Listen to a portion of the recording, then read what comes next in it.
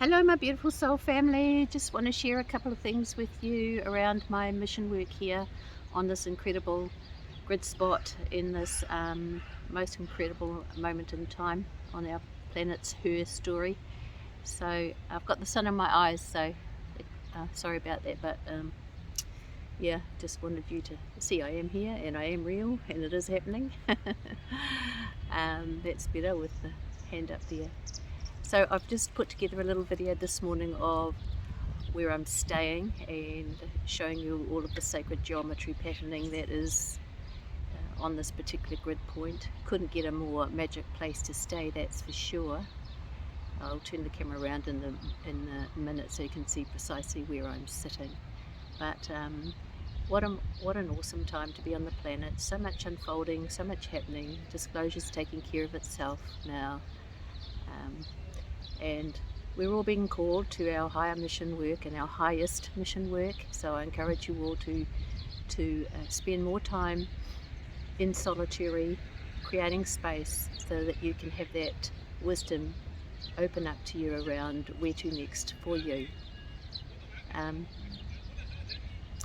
Yeah, miracles everywhere. They put me onto this trip with very little notice and totally unplanned. Was not planned at all, dropped right into my lap, and the universe just paved the way with miracle after miracle to put me on this grid spot, which I've shared a little bit on Telegram and in MeWe. So please join me on MeWe under our Avatar Consciousness group page. We have tried to set up a page on Facebook, an Avatar Consciousness page on Facebook. It's not happening. Incredibly, my daughter with her own email address, IP address, new SIM number, everything, etc, got it up. It lasted one day. So it reiterates and reaffirms that far beyond algorithms that are censoring me, it's a real person who's just tracking everything I do. Even so, my energy was not part of setting up that Facebook group at all. Danielle had been an admin on my original group, and although she was not at all active, she was just there to access stuff if she needed to for me. So she got taken down in the same breath. I'm talking about our original big huge 50,000 member group. So yeah, so we're sticking to our MeWe page, and we trust the universe to draw those people who are at this level to join us there and to come along with us to combine our soul journey so that we can give our absolute all to this beautiful planet at this most momentous time in her story. So I'll flick the camera around, show you the pyramid right where I'm sitting right now, and I'll come back to you with an update on this highest mission work, which is made clearest, very clear to me on my trip over, as I knew it would once I allowed the space for that to unfold. Okay, love you all, and we'll talk more fully in a minute. So as you can see, it's a truly magnificent grid spot. And just to sit in the presence of this megalithic engineering feat is truly awe-inspiring. So as I said, I had intuitions regarding the trip. I knew that I would be working with the energy of Isis and Osiris to ground the energies of peace, love, unity, gratitude, compassion, and abundance. But intuitively, I actually knew there was more to this trip.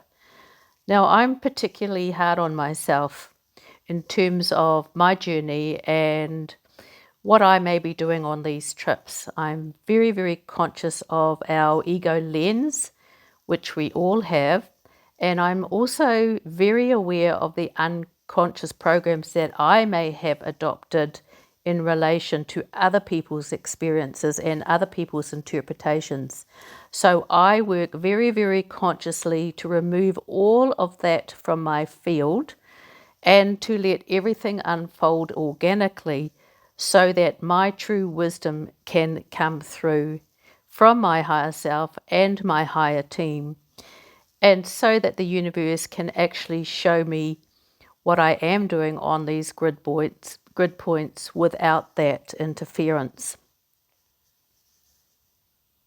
And so that's the approach that I adopted on this trip. I removed everything from my field and I chose to let everything unfold organically and just to observe what took place in the physical realm that would give me little pointers as to what I was actually doing. So interestingly, the first thing I noted that when I packed my bag, I was packing a lot of red. Pretty much everything in my suitcase is either white or red, with the odd exception of that green t-shirt I have on today. And I thought, oh yeah, that's interesting. That's grounding energies. No surprises there, really. The second thing that was interesting was the crystals that chose to come. And I'll do a little video on that, going through those crystals just as a matter of interest.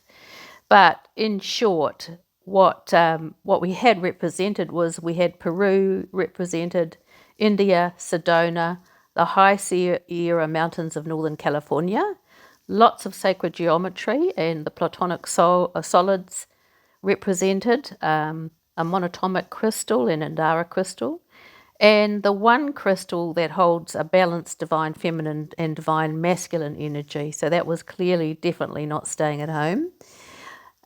Also a twin flame energy representation and a scalar wave and a grounding stone. So that was interesting. That was quite a few crystals to be bringing.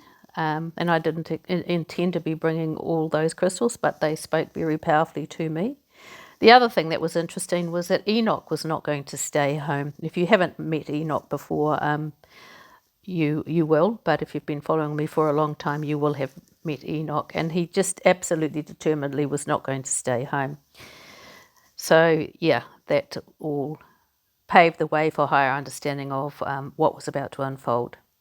So we had a pretty, I say we, but it was Enoch and I, had a pretty, in fact, an amazingly check-in process. I travelled on Qatar Airlines, absolutely brilliant.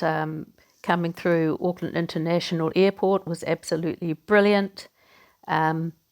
I checked in online, so got straight into the first class lineup, so no lines whatsoever.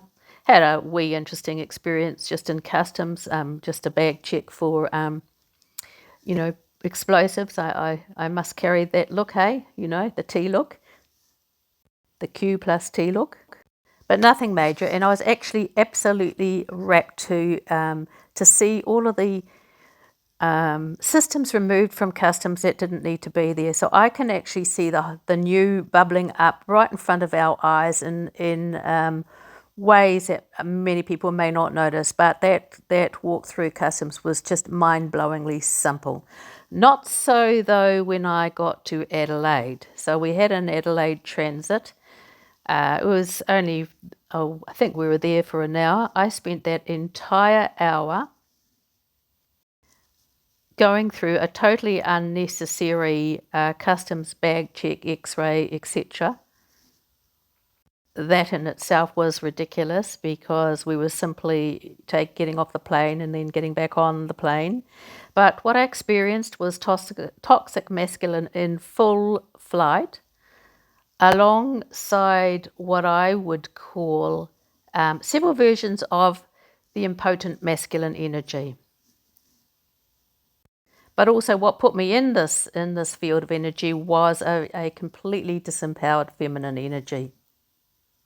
So these sorts of dramas are not unusual on my travels. I feel it's my light or my vibration triggers responses from other souls, completely unprompted, and possibly in some respects by way of soul contracts with these souls. Nevertheless, I was somewhat taken aback that I should be subjected to such toxic energy. But I also knew that there was a higher purpose to it all. The issue related to a female customs officer asking me, randomly selecting me out of the group to step into one of those scanners. I forget what they're called, but they're the scanners you avoid at all costs. And I said, no, look, I won't go into the scanner, but I'm more than happy for you to frisk me. And she was just completely disempowered and said, well, you have to, well, you're not going to be allowed on your flight, etc., etc. And then she threw her arms up in the air and says, oh, well, what do I do? So along came our toxic masculine in full flight. Now, what was really interesting is I was pretty sure that this man was actually an Egyptian man, so that was a hint straight away. He was extremely aggressive and extremely rude. He was trying to stop me from talking to the other customs officers. He hid his name tag so I couldn't get his name. Honestly, the details don't matter. It's the energies that I am wanting to portray to you that count. But while this was going on, I was surrounded by about 5 or 6 completely what I now term and the impotent male energy. So my flight was boarding again by the time I got out of that situation, and I was very interested in why this experience was in my field. So I was asking myself the question, what was the mirror and what was the universe showing me in this experience? So while I let the physical experience go immediately, I knew the reason for it would be revealed to me if I gave myself the space to do this in divine timing, and I knew it had to do with this trip, so I left it at that. So just if I step back for a second, on my flight from Auckland to Adelaide, I practiced ancient and powerful practices to fire up my car, also, which is our etheric body or energy body. It's also known as the etheric twin energy. And I set an intention for the universe to show me very specifically what my mission was on this trip. So I intuitively knew this experience was tied into the mission. But how? So when you get to this sort of level, strangeness and weirdness is quite normal. And for me, especially on trips like this, as I have the space to play with the field. So I don't believe in the limitations of the physical experiences. I understand this is a continuously changing field, which will reflect back to what's important if we pay attention. So it was no surprise to me whatsoever when I woke at 11:11 on my first night. I got up, went to the loo, did a couple of things, then climbed back into bed, only to see the clock now reflecting back 23:20. So it's clear that the clock is set on a 24-hour display. But how did it change its display from a 12-hour display of at 11:11 p.m. to a 24-hour display of 23:20 in those 9 minutes? Strangeness indeed. So I knew what would follow would be very revealing. 1 represents new beginnings and divine feminine energy. 11 is the most intuitive of all numbers and serves as a doorway into experiences and wisdom that defies logic. And 11:11 is a potent affirmation of being on mission with the assistance of higher energies to make manifest, in energetic terms, that which needs to manifest here on the planet. It's also a very potent sign of twin flame energy, and as you know, I carry that twin flame energetic signature in this lifetime. And alongside that, as I've said, 1 represents the divine feminine, while 2 represents the divine masculine, and my room number is 121. So you can make sense of that. So interestingly, the Adelaide experience came up after this 11:11, so I knew its significance was about to be revealed, and now was the time to drill down on the experience.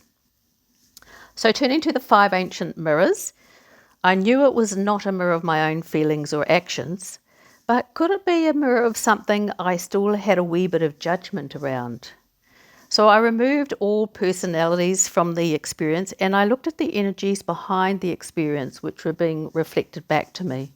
And these were the disempowered feminine, the toxic masculine on steroids, and the impotent masculine energy. And I acknowledged I did carry some unconscious judgment around these energies being so prevalent on this planet at this momentous time in her story. So I did the release work around that, knowing that in doing so, it would allow for the next layer of information to be revealed. And so it was shown immediately that my mission here in Egypt related to the prevalence of these energies on this planet at this time. So to repeat, those three energies were the disempowered feminine, the toxic masculine, and the impotent masculine energy, which is particularly prevalent at the moment. Men are waking up, awakening, but are they stepping into their power to the extent that we need them to? In my experience, not so, as of yet. And we're entering a time on this planet, or we're already in this moment in time, when humanity really needs all who are capable of rebalancing to do so. So, in this moment in time, I am opening my column of light to the embodiment of the divine masculine and the divine feminine, Isis and Osiris, on their territory, using the colour red to ground the codes of love, unity, peace, abundance, gratitude, and compassion. And this work will be done mostly in bare feet, as much as possible. I've already spoken to my association with Isis and Osiris and how their relevance to my journey was shown to me very, very early on my spiritual journey. In fact, even before I really knew who they were. But that wasn't the end of it. At the same time, I would be again using the colour red and my crystals, and in grounding the energies to allow for the flushing out of the toxic masculine, the Seth energy, who murdered his brother Osiris to further his own needs, and the energies of the impotent masculine and the disempowered feminine energies, which are, as I've said, are still so prevalent in our world today. And we need them gone. It's such an incredible moment in time in terms of her story. To be here doing this work on this grid point with full awareness of the significance of this precise moment in time. So the colour red to ground the divine energies powerfully with intention, while at the same time providing the energies to flush out the toxic energies from our beautiful planet, making way energetically for divine masculine and divine feminine to rise up and step up. There are no limitations on what we can achieve this lifetime. There are none. Wherever we are on our journeys, we can always step more fully into our power. We can take that quantum leap to another octave, and I really, really encourage every one of you to explore ways in which you can make this quantum leap. And I invite you to participate in my retreats to help you in this work.